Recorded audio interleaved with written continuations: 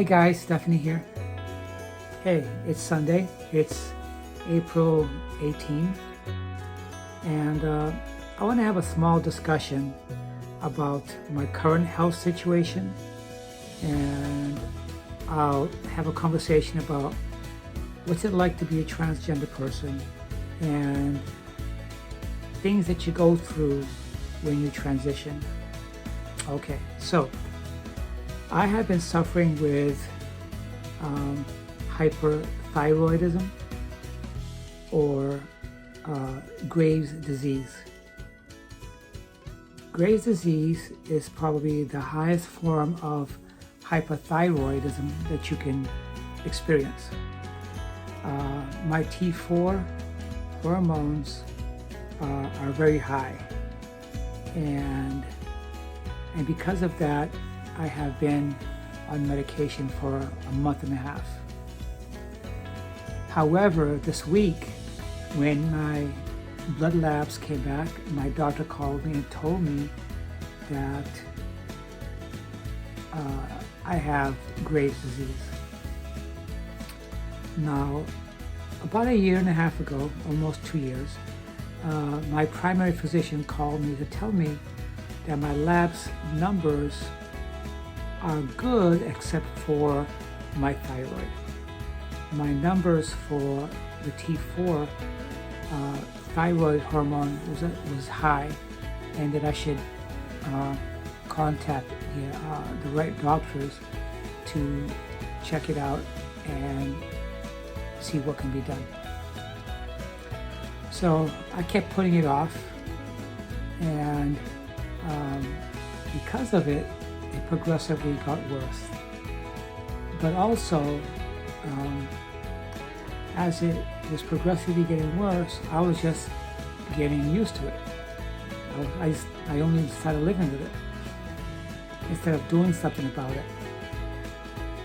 So the adverse effects of hyperthyroidism is heart arrhythmia, rapid beating of the heart, irregular heartbeats,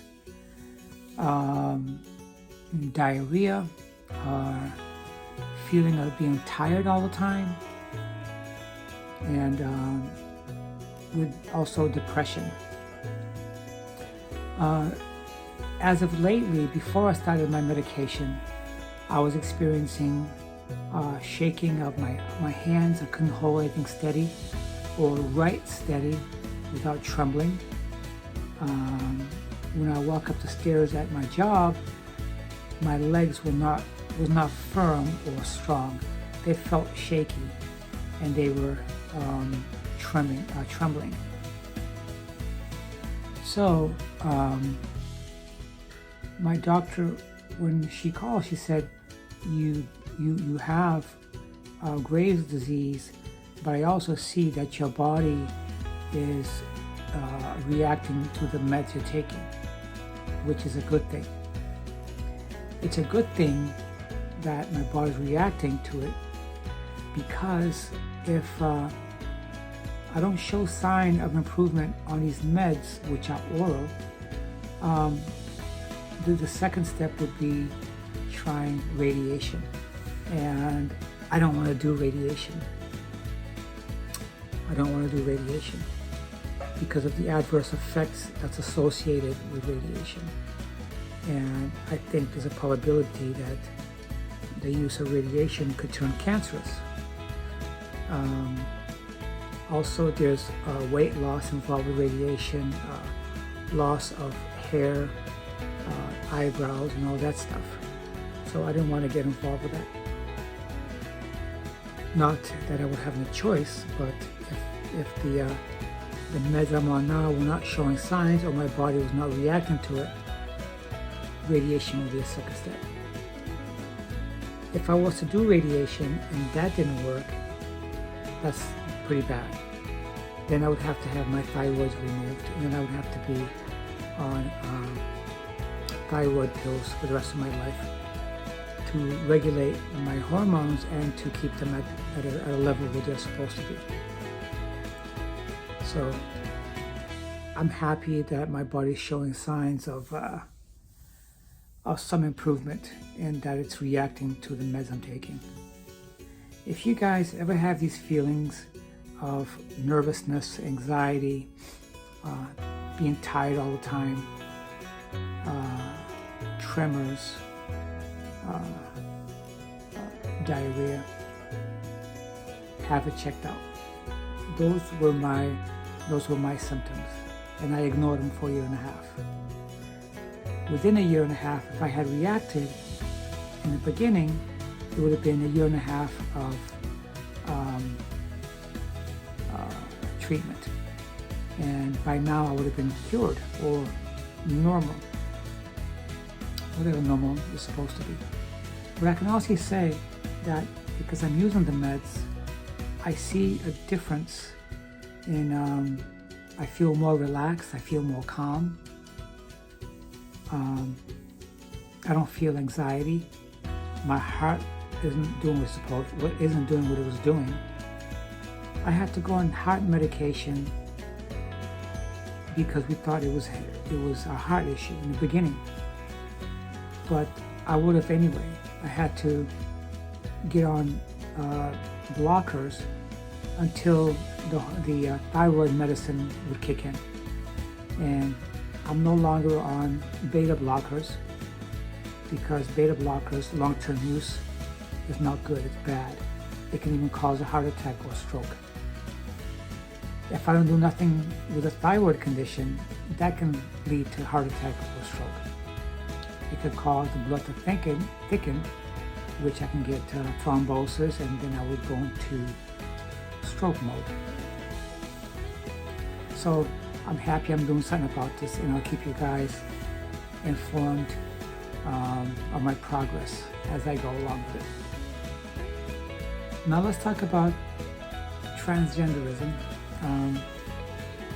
I am a 55-year-old transsexual woman, and I came out to my family, my friends, and workers, not workers, my employers, back in 2006.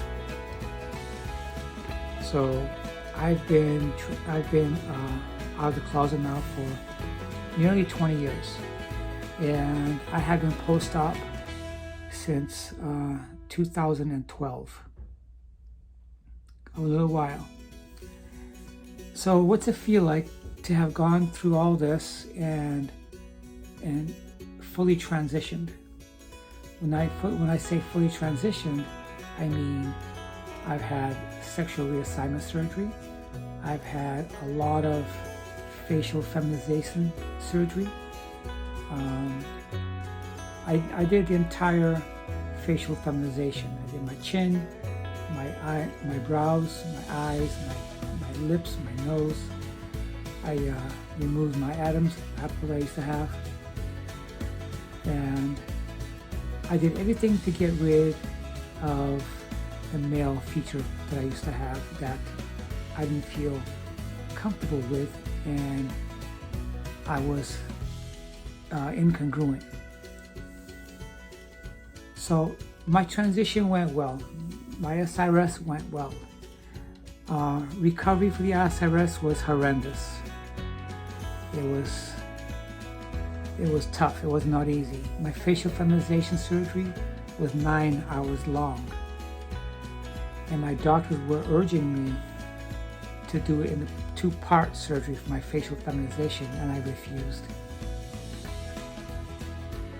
And I had to sign special forms giving them permission to go ahead with a 9.5-hour surgery, which means that I'm under anesthesia for 9 hours, and they don't like that. That's too long. My sexual reassignment surgery was 8 hours. And that's just the first part. Labiaplasty is another couple hours. So it's a tough road, but was it worth it? Yes. I'm at peace with myself. In some ways, I feel like part of society, but not 100%. I'm not 100% with society because after transition, after coming out to your family and friends and your employment, the friends you had change. In some aspects, your family change. Your family feels like you've robbed them of a family member. If you have children, they could feel they've been robbed of a parent.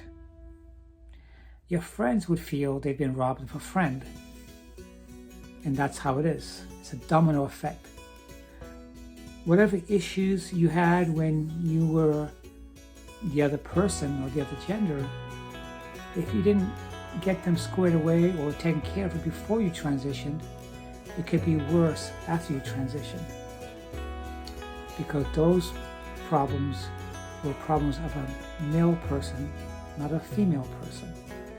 And solving them with the people that might have been involved in them become difficult and confusing for them and you. So it takes a lot of courage to transition. It's a lot of things you have to think about, a lot of things that you're giving up that you don't think you're giving up, but you are. You find out after you transition. It's a lot. Your world just changes. And it doesn't change necessarily as you do. It stays the same, but it sees you as being different. The amount of friends that you had change. Not all your friends and not everyone in your family will support you. Most of your family will support you because they love you. And sometimes the closest ones may have a difficult time grasping the idea that you are now this other person. Even though in your heart you're the same person, mentally, physically they see you're not the same person, you've changed. Simple things as conversations that you like to have when you were with your guy friends, if you had guy friends, you don't feel comfortable talking about those things anymore. You're not that person anymore. They may think inside that you are, but you're not. So those comfortable that you had with your guy friends may seem inappropriate for you to have with your guy friends. And that all depends on the person who transitioned as well. And it depends on the friend you're talking with, if they're still your friend. Just because they support you doesn't mean they want to hang around with you anymore. The whole friendship dynamic has changed. And the same can be said for your family, depending on the level of their acceptance. So it's a whole ball of dynamic stuff going on that you may not think of after or before you transition. You discover it afterwards. It's more difficult finding a good solid friendship. Ideally, to me, my opinion is having a friend who's transgender is best. I don't like dividing people up. I don't like division. I like socializing with everybody. Even the gay community might not accept you, and there's a good chance of that. Some will, some won't, or most won't. You never feel like you're part of them because that's how they make you feel. They're the same sex individuals. The gender orientation is same sex. Has nothing to do with their gender. As a transgender person or transsexual woman, you can still be attracted to women, or you could be attracted to men. Or some gay community people may see you as being attracted to men and think you're just a gay guy. Some of them are very non-accepting. Others are. So this is something that you will find out as you navigate through your life as a woman or a transgender woman.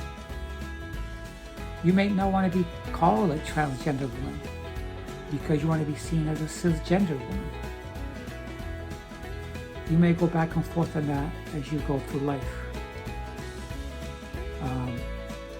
Or you might meet a transgender woman that doesn't want to date another transgender woman, even though ideally it's probably best. To me, it would. But I think I'm bisexual, so it doesn't matter.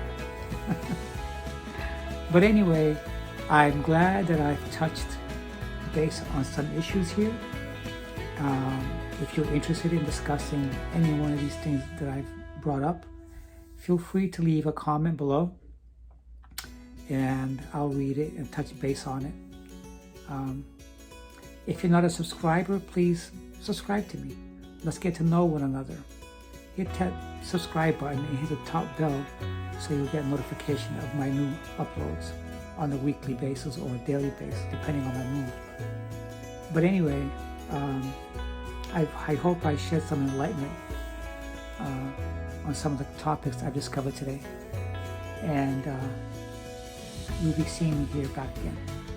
Have a nice day.